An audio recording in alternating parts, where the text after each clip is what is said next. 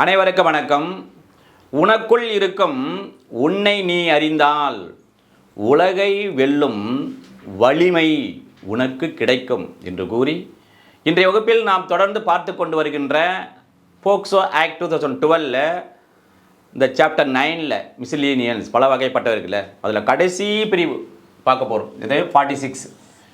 இது என்ன சொல்கிறது என்று சொன்னால் பவர் டு ரிமூவ் டிஃபிகல்ட்டிஸ். இந்த சட்டத்திலே எவையெல்லாம் அது அதாவது தொந்தரவாக இருக்கிறது, அதாவது முரண்பாடாக இருக்கிறது இல்லை, இதையெல்லாம் நீக்குவதற்கான அதிகாரம் கொடுக்கப்பட்டுள்ளதா இந்த கடைசி பிரிவு 46. என்னென்னு பார்ப்போம். இல்லை சப்செக்ஷன் 1, 2 இருக்குது. சப்செக்ஷன் 1க்கு ப்ரொவைடட் 1 இருக்குது. சரி, சப்செக்ஷன் 1 என்ன சொல்லுதுன்னு சொன்னால், if any difficulty arises in giving effect to the provision of this act, the central government may, by order published in the official gazette, make such provisions not inconsistent with the provision of this act, as may be appear to it to be necessary or expedient for removal of the difficulty. என்ன சொல்கிறாங்க? இப்போது இந்த POCSO act இருக்குதுல்ல, இந்த POCSO act 2012 படி இந்த சட்டமானது செயலாக்கம் கொடுப்பதற்கு அல்லது இதை நடைமுறைப்படுத்த இதெல்லாம் இருக்குல்ல, இதை அதாவது சொல்லுவாங்களே ஏதாவது எஃபெக்ட், இதை செயலாக்கம் கொடுப்பதற்கான ஏதாவது அதாவது முரண்பாடோ அல்லது டிஃபிகல்ட்டிஸோ இருக்கின்ற பொழுது மத்திய அரசாங்கமானது என்ன செய்யலாம்?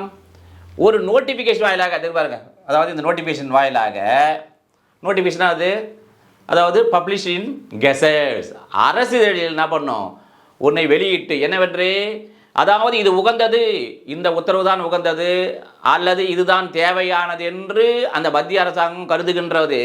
அதை என்ன பண்ணுறோம், அதையெல்லாம் நீக்கிவிட்டு, எதையெல்லாம் இது எஃபெக்ட்டுக்கு இடையூறாகிறது அதெல்லாம் நீக்கிவிட்டு அந்த முரண்படாத வகையில் not inconsistent in this act, இந்த சட்டத்திற்கு முரண்படாது இருக்கின்ற வகையிலே என்ன பண்ணலாம், அந்த உத்தரவினை பிறப்பிக்கலாம் இந்த மத்திய அரசாங்கம் என்று சொல்கிறது. சரி, இப்போ அடுத்து பார்த்தீங்கன்னா ப்ரொவைடட் தட், வரம்புறையாக என்ன சொல்கிறாங்க, that no order shall be made under this section after the expiry of the period of 2 years. அப்போ from the commencement of this act, இது 14/11/2012, இது ஆஃப்டர் 2 years 13/11/2014.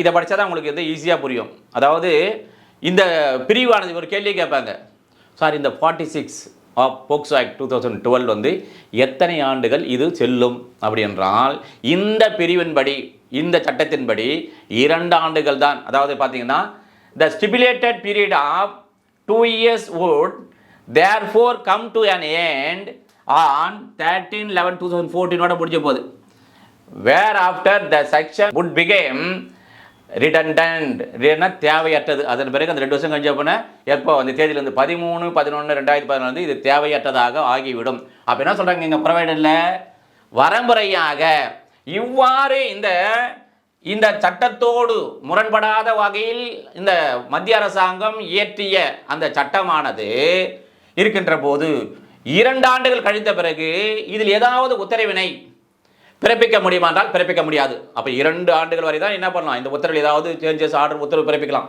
அதன் பிறகு 13/11/2014 பிறகு இது தேவையற்றது ஆகிவிடும் என்று சொல்கின்றது. சரி, செக்ஷன் 2 வாங்க. Every order mat under this section shall be late as soon as may be after it is made before each house of parliament.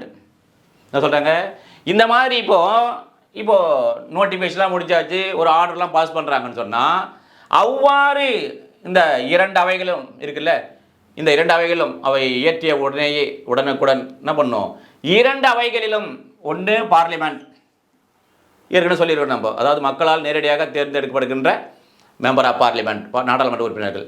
இவங்க லோக்சபா யார், சட்டமன்ற உறுப்பினர்களால் தேர்ந்தெடுக்கப்படுகின்ற மெம்பர் ஆஃப் பார்லிமெண்ட். அந்த 2 அவைகளிலும் அவை என்ன பண்ணும், வைத்தல் வேண்டும் என்று சொல்லுகின்றது. அதாவது ஒவ்வொரு ஆர்டரும் எவ்வரி ஆர்டர் என்று சொல்லுகின்றது. இப்போது இந்த 46 போக்சோ ஆக்டினுடைய தொடர்புடைய பிரிவில் இந்திய அரசியலமைப்பு சட்டம் 1950 த கான்ஸ்டியூஷன் ஆஃப் இந்தியா 1950 ஒரு தொடர்புடைய ஆர்டிகல் இருக்குது.